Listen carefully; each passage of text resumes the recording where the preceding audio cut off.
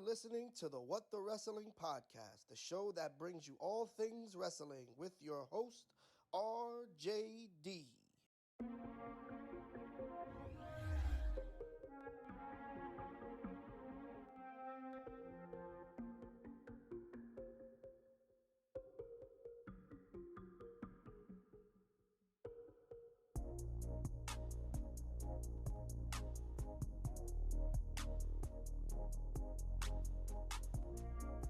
Oh, you already know what time it is. Come on, man. We already know what it is. What the Wrestling here. Stay tuned to the screen. Let's check out my socials. Follow me, RJD, RJ699 on the Twitter, RJD199 on Snapchat. But most importantly, follow What the Wrestling on Facebook, YouTube, and TikTok. Follow What the Wrestling on Spotify and Anchor.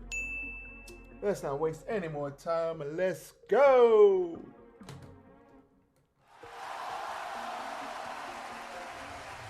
Yes. 'Tis I, RJD here. Welcome to What the Wrestling. I seem to be a little behind, but we're going to work on that. I am your host. We are here to talk about AEW Dynamite, the review. Hopefully everybody is having themselves a good old day. Dynamite was yesterday. Today is Thursday. Hopefully everybody had a good Valentine's Day this weekend. This week. Hopefully everybody's in a good mood. So, unfortunately, we will start off with some bad news. But before we do, hit the like button. Like, comment, share, and subscribe to the channel as always. What the Wrestling, Facebook, YouTube, TikTok.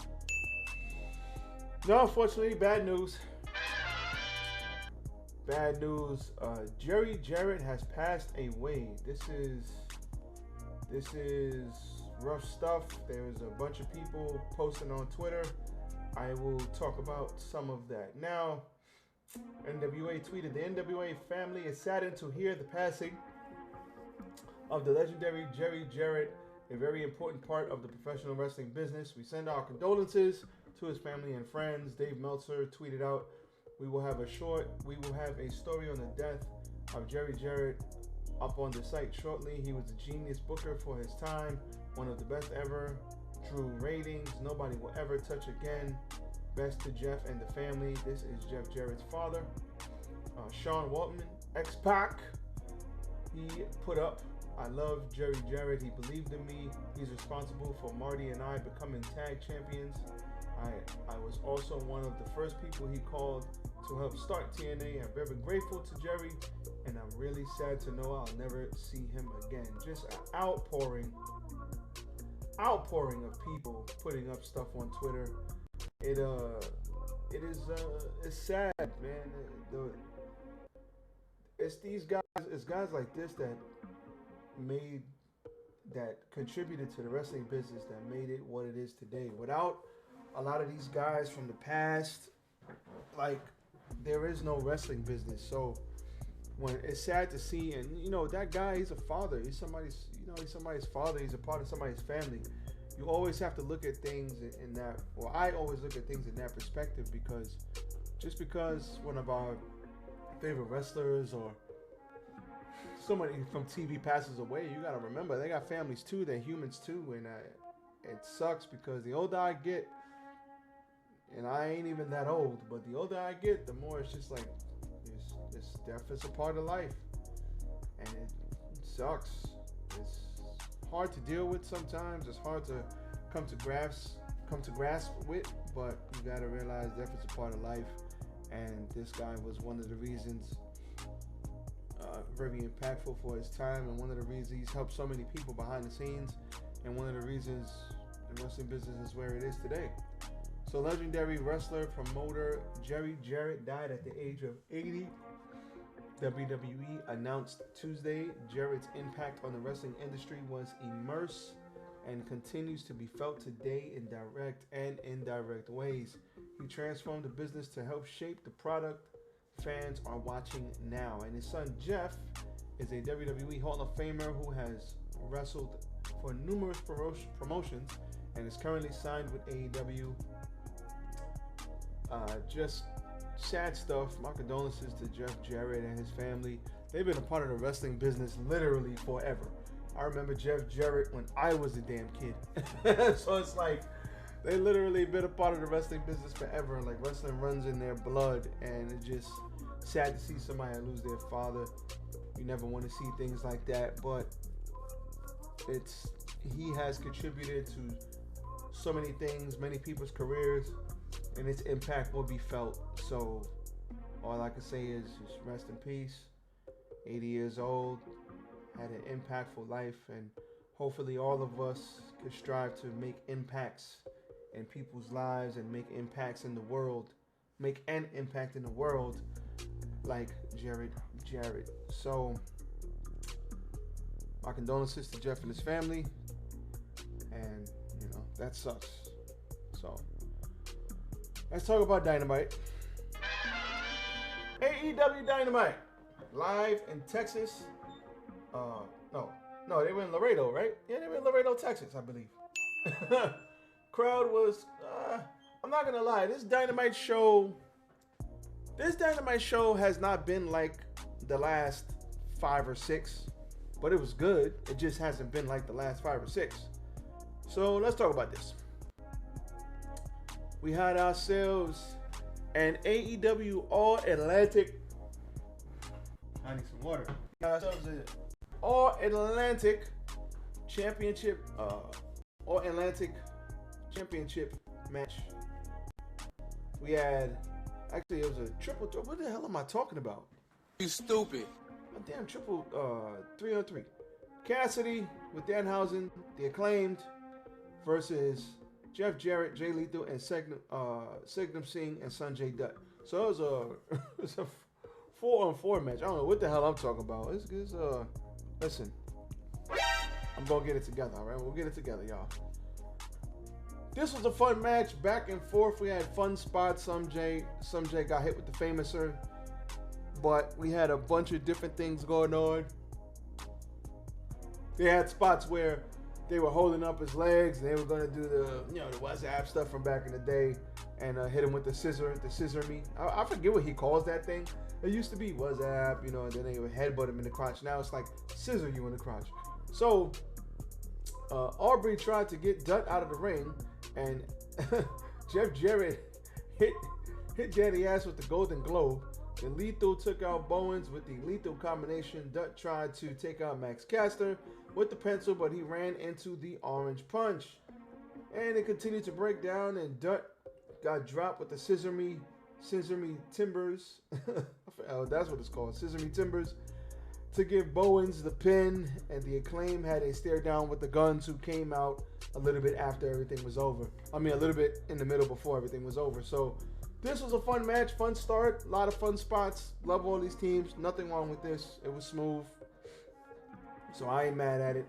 We had a Bryan Danielson video package talking about MJF. So that happened. Then we had the Ring of Honor champion Claudio Castagnoli and Jon Moxley versus Preston Vance. Versus Preston Vance and Roosh. I love saying that. Roosh. So during the entrance of Mr. Jon Moxley and the Blackpool Combat Club, Roosh was like, "Surprise, motherfucker! Let's just get this over with." So they went out there and they just started brawling in the crowd and they beating each other up. Roosh is really good. I'm glad they're doing stuff with Roosh, but Roosh needs to get some more wins, man. Put this over here. We can't have Roosh out there getting beat all the goddamn time. Roosh is too good. The end came to this match when Moxley started going back and forth with Roosh. Vance clocked Moxley in the head with the chain, wrapped around his fist for a 2 count. He was beating the holy hell out of him. Vance poured down punches with the chain, as I just said, and Claudio finally recovered to make the save, dished out some punches with the chain of his own on Vance, busted him open in the process. There was a giant swing on Vance, got about 11, 12 turns. Everybody slugging it out. We had Roosh and Claudio had a face-off until Jose attacked Claudio with a chair, if I'm not mistaken, on his shoulder. This led to Wheeler Yuta beating his ass up the ramp. And Roosh called for the bullhorns, but Claudio speared him in midair. Claudio and Roosh spilled to the outside. Vance tried to hang Moxley with the chain, but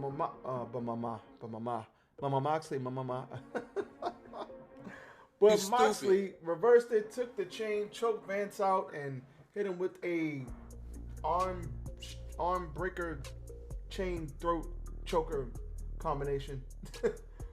Hangman was in the back, but the Butcher and the Blade and Kip Sabian beat him up. Dark Order ran in for the save there.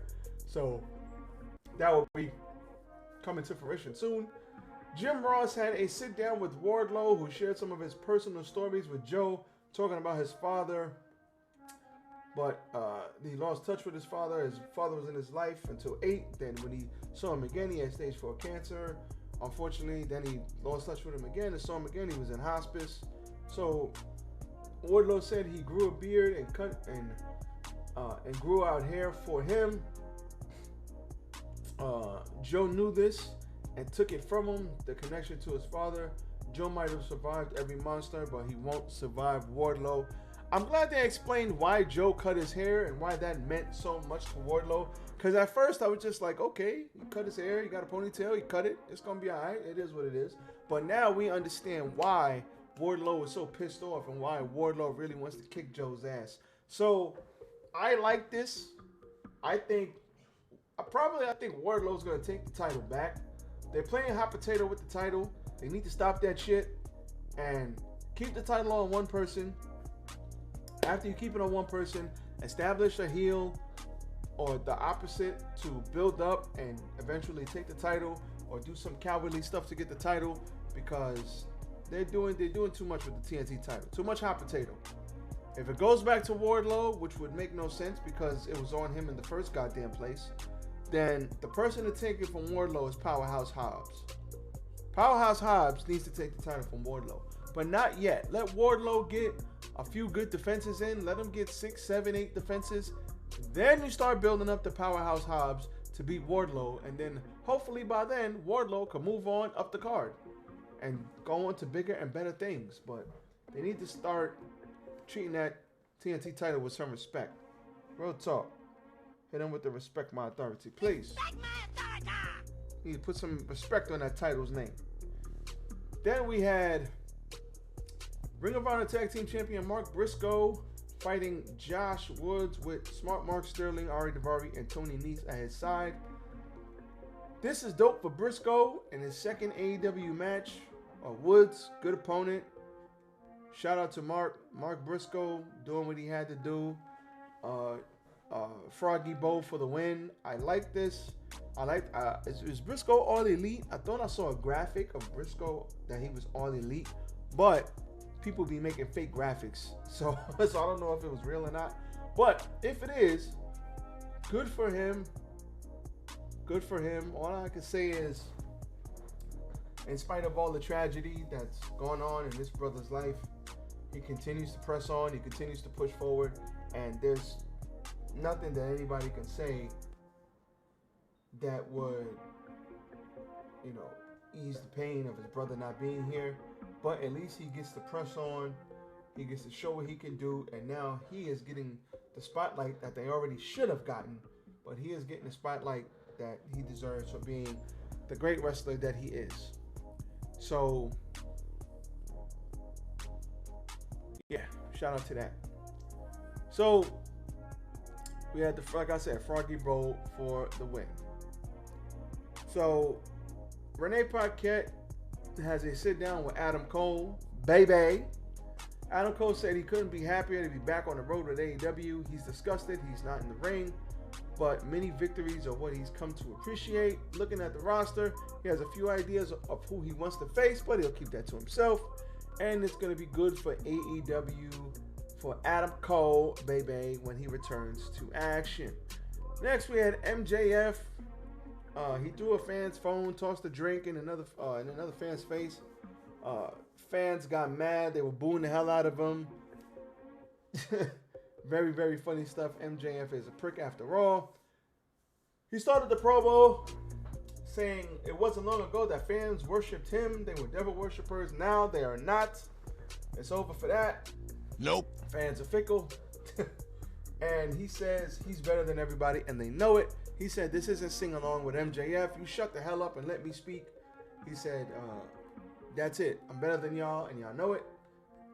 He says, if you're holding an AEW championship, not having 5-star matches, MJF is the best wrestler in the world. That's the only way you know if you're the best in the world, by having the championship and putting on 5-star clinics. So, he said Danielson doesn't have the balls to do what it takes to win the title. And then Christopher Daniels came out. MJF brought him out. MJF wanted Daniels to tell the fans the truth about Danielson. And Daniels said MJF paid him an obscure amount of money to degrade Bryan Danielson. And the truth is, Danielson is set to knock MJF's dick in the dirt. 20-year-old Bryan Danielson hit him so hard he felt like he was going to die. That's when he knew he would be great. Daniels referenced the King of the Indies tournament in 2001 that inspired the creation of Ring of Honor. Danielson was the sponge who he wanted to learn from, who he is who MJF wishes he could be. Why I had such a hard time reading that? You stupid. I don't know. Nope. But Daniels called MJF a fraud, and MJF smacked the microphone out of his hand. Daniels smacked MJF in the face, and in return, MJF punted Daniels low in the balls and applied the salt of the earth submission until Bryan Danielson hit the ring and sent MJF running. You stupid. Man. Stop it. Get some help. Not gonna lie, I legitimately can't wait for this match. This match is going to be fantastic. It's going to be fantastic. I can't wait. And then they had a video package of the Guns talking about how, sorry, they didn't have to, they've only had 10 televised matches together. Sorry, they didn't have time to do the indies, and they didn't have to spend 10 months on the indies for getting paid $10 a show. So, shout out to them. They're tag champions. Get over it. Jungle Boy Jack Perry beat 6-man tag champ Brian Cage. He loses a lot, and I don't like it. Brian Cage is so good, but he seems to be losing a lot. It's like I just saw him on TV and he lost on TV like recently. Or am I bugging? I don't know. But Jungle Boy got his ass whooped in this match. He got hit with a buckle bomb. You hear me? You stupid. A buckle bomb into an F5. He was throwing Cage all around the ring, flexing his size. Crucifix bomb, thrust kick, and Jungle Boy rolled him up for the win, which was shocking. Surprise, motherfucker. Didn't expect that to happen. But after the match, Christian Cage was on the ramp, and he, I think, pepper spray or mace Jungle Boy, and then he hit him with the kill switch for left Jungle Boy laying. He took off all the stuff off his elbow, so... Surprise, motherfucker. This brother is healthy and ready to roll. Let's go. So we're finally going to get a finish to that feud with him, Christian Cage, and Luchasaurus. Perfect. I'll take it. I will take it. The Elite then had a match made with another 3-man tag team match with the Top Flight and JR Fox. I hope that match is just as good as the first one. And then we had Hangman Page beat Kip Sabian rather quickly. And after the match, Jon Moxley and the Blackpool Combat Club came out, and they had themselves a face-to-face. And he said, listen, I beat you, I pinned your ass, get over it. I ain't fighting you again. You don't like it, too bad. The Hangman said he doesn't care. He wants to beat him. It's going to be a problem if you don't fight him. And he said, listen, man, you ain't got no friends. What you going to do? But then the Dark Order walked out. And he said, listen, I thought I heard you say that Hangman has no friends. And for the better part of months, we've been his friend. So that prompted a match between Evil Uno and Mr. Moxley. Uno pie-faced Moxley, and he said he's not afraid of him. Moxley looked past Uno and said, Texas death match at Revolution, that has been made. Also, Tony Schiavone interviewed the JAS and Jericho and Ricky Starks. Jericho said Ricky Starks won't be getting his rematch, but Daniel Garcia said this isn't Starks time. And Friday, it's going to be Ricky Starks and Daniel Garcia. So, main event was Ruby Soho, Toni Storm, and Britt Baker. Toni Storm was with Saraya, and Britt Baker was with the AEW World Champion Jamie Hayter. Now, let me be honest. As far as the championship goes with the women, I know Britt Baker's a star, but I kind of feel like they're not showcasing. I know she fought the Bunny last week, so you can't say, oh, they're not showcasing her. Nah, she just feels like an afterthought sometimes, Jamie Hayter. Especially when I know Britt Baker, this is her fight, but sometimes she seems like an afterthought. But I digress. This was good stuff. All of these ladies worked hard. Saraya and Toni Storm getting booed, doing dastardly things. It's okay, but I don't want to boo Saraya. But it is what it is. Soho got put in a Cazadora position on Storm.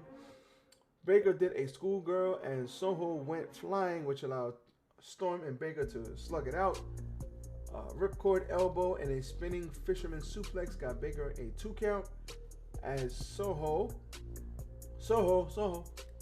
went for a top rope dive on Britt Baker, but ran into a punch by Toni Storm, who applied a cloverleaf. Baker tried for the lockjaw at the same time on Ruby, but Saraya jumped in with with a not a good looking kick, but it is what it is. Storm wiped out Hayter with the tornado DDT on the floor, and Saraya hit the nightcap on Britt Baker. Saraya spray painted on Toni Storm's ass, and then Toni Storm hit Sweet Cheek Music, or the hip attack, onto Dr. Britt Baker. Soho sent Saraya onto the floor, and Toni Storm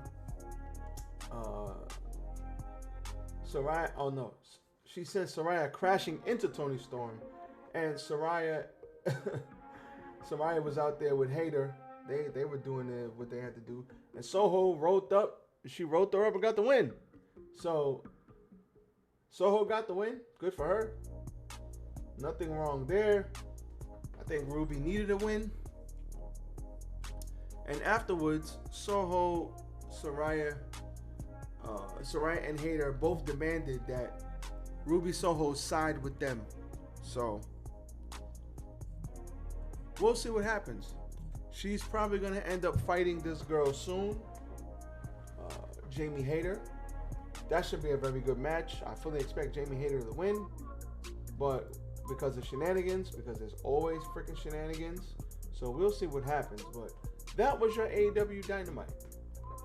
And Ring of Honor now has TV, and thank God, they now have TV, so that's good. And I will let you guys know tomorrow. What the hell? Why is my camera tweaking like that? I will let you guys know tomorrow what's up with the TV deal, what it entails. Not on TV, but the Ring of Honor deal is going to be on Honor Club exclusively, and they're going to have weekly TV if I'm not mistaken. So I'll let you guys know all about that tomorrow. I look forward to it. I probably am going to watch it. Why not? Ring of Honor, they got some good people over there. So I'll rock out. So we'll see what happens. But other than that, that was your AEW, everybody. It's raining outside? That sucks. That is your AEW Dynamite, everybody, as my cat is looking out the window at nothing. I'm out of here. Everybody be safe. Tomorrow, check me out for the news. Check out my socials one more time. If you're in New York, stay dry. Nice and springy feeling up here right now. So let's keep that ball rolling. I am RJD. I am out. See you guys tomorrow.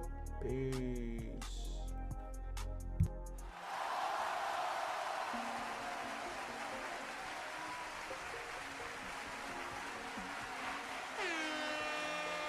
Tom DeMarco.